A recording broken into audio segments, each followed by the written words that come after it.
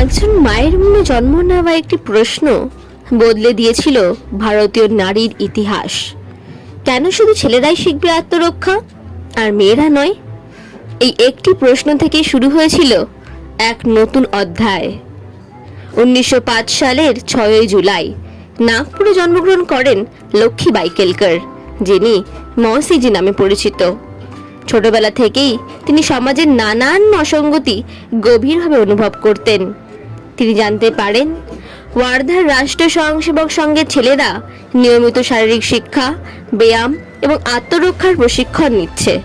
তখন তার মনে জাগলো একটি প্রশ্ন, যদি মেয়েরাও এই শিক্ষা পায় তবে তারাও আত্মরক্ষা সক্ষম হবে।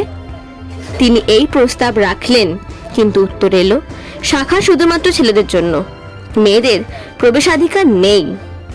এরপর তিনি ডক্টর হেডগেওয়ারের সঙ্গে দীর্ঘ আলোচনা করেন এই নিয়ে। তিনি বোঝাতে চেয়েছিলেন মেয়েদেরও শারীরিক শিক্ষা সমানভাবে প্রয়োজন। সেই আলোচনা শেষে তার মনে এক নতুন ভাবনার জন্ম হলো। নারীদের জন্য আলাদা একটি সংগঠন গড়ে তুলতে হবে। এ সময় মহাত্মা গান্ধীর একটি বক্তব্য তাকে গভীরভাবে প্রভাবিত করে, যদি সীতার জন্ম হয় তবে রামের জন্ম অবশ্যম্ভাবী। এই কথার মধ্যে তিনি উপলব্ধি করলেন আদর্শ সমাজ গড়তে হলে আদর্শ নারী গড়ে তোলা অপরিহার্য। তিনি বুঝেছিলেন নারীর অসহায়তার মূল কারণ শুধু শারীরিক দুর্বলতা নয়, আত্মবিশ্বাসের অভাবও এর জন্য দায়ী।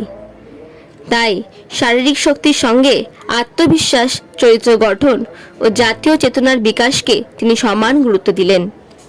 এই ভাবনারই বাস্তব রূপ 1936 সালে প্রতিষ্ঠিত হয় রাষ্ট্র সেবিকা সমিতি। একজন মায়ের চিন্তা ধীরে ধীরে পরিণত হয় হাজার হাজার নারীর আত্মজাগরণের আন্দোলনে।